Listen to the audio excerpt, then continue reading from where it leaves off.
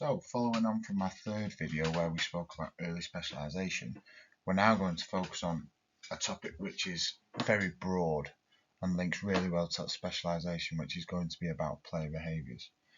So, throughout this video, we're going to look at what a player behaviour actually is, positive player behaviours, negative player behaviours, and how us as coaches can manage a player's behaviour within their sports.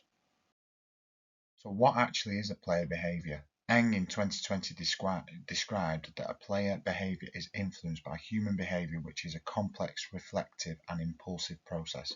However, for the purpose of game-based learning, serious games and simulations, we consider player behaviour that the way that the players act and conduct themselves within games. Positive aspects of a player behaviour.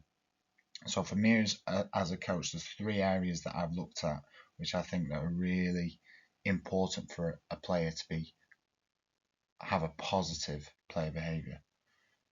Professionalism, being prepared to learn and having the correct positive mindset.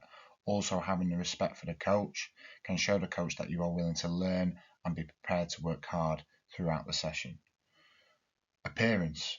Being in the correct kit and having the correct equipment can show that you are ready to learn. So here in that picture you can see Tottenham Hotspur men's football team. All the players turn up all the players turn up to the game in the correct and same tracksuit wear so that they're ready to go for the game. Motivation. Motivation will be shown by listening to instructions, committed to all aspects of your game and having the drive to succeed and be the best you can be. Also being able to persist with minor and major setbacks will show that you have a positive behaviour towards your sport.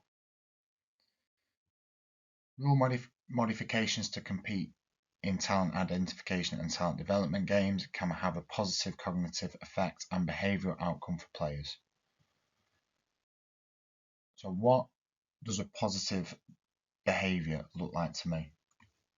From my experiences as a coach, having a positive behaviour is vitally important towards developing a talent pathway.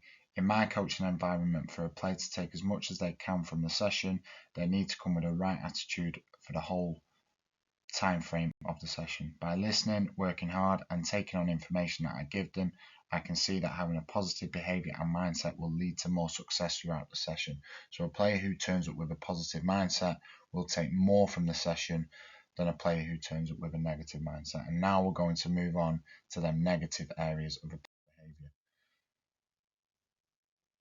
Arrogance. This could cause a negative impact on a teammate's development and could lead to individuals' progression and also a negative impact on the team's progression.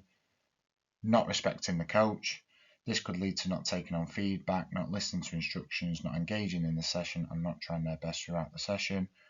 Also, poor organisation, not being prepared for the session, for example, not having the right equipment, boots, shin pads. This could affect how well your session goes due to not being prepared at the start of the session. And what does a negative player behaviour look like to me as a coach? From my experience as a coach, negative player behaviour can be seen massively through a player's body language. Body language is really key because a negative body language shows that you're not giving 100% and things aren't going your way and you're not willing to engage within the session. Turning up and performing to your maximum is vital within your sport, and this shows why having a positive player behaviour is always really important within your sports.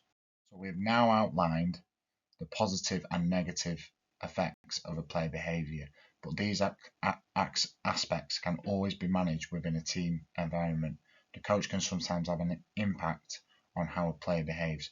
A recent study by England Football Learning in 2018 outlined how to manage player behaviour in football.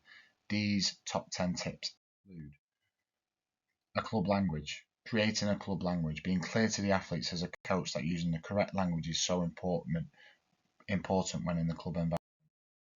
Better session means fewer problems. Recognise that better sessions mean fewer problems. Recognising that as a coach, sessions that are planned and keeps the players engaged will lead to less problems and the correct player behaviour for the session. Consistent coaching routines. Keep a similar same coaching routine, as using this routine will help you understand as a coach the behaviour of the group when using that coaching routine. The pictures within this slide show a warm-up that I use within my coaching. At the start of every single session, I use this same warm-up because I feel like repetition can help a player really focus on them skills and have a positive mindset to develop it. Setting boundaries. Rules that are set and no players step out of them boundaries. This will keep a solid player behaviour, and not just as an individual but throughout the team environment as well. Building time for players to chat, so players do need their social time within the sporting environment. Allowing the players to catch up on things that are happening outside of football. This could be done throughout the warm-up, so when in the main session the players are fully focused and ready to learn and ready to work hard. Good player behaviour. Giving praise to good player behaviour will encourage players to continue with this behaviour. So as coaches, we need to recognise when a player is showing good behaviour towards the sport and their teammates. Copycats.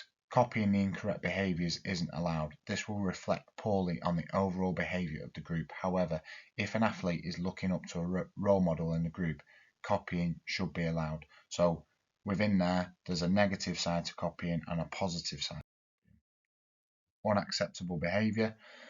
Don't stand for unacceptable behaviour and stick to the boundaries set. Remind the athletes of the correct behaviour and set the standards very high for the group. Positive coach behaviour. As a coach, you need to have good coach behaviour, as it will incline the players that they need to show the correct behaviour back. So as the coach, you need to set the boundaries and expect the same from the players as well. And also winning. This will enable the players to show the correct behaviour towards the whole group. Even though they've won the game, they should still show the correct behaviour when in the team environment. Just because they've won the game shouldn't mean they don't help in collecting all the equipment, and that shows why working as a team and having a positive behaviour in the team environment will only enhance progression.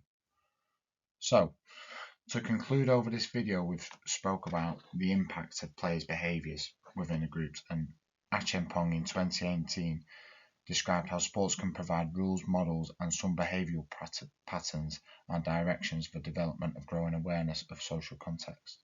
So within my next video, we're going to expand on the player behaviours and look at how talent can be affected on the natural side and the nurture side.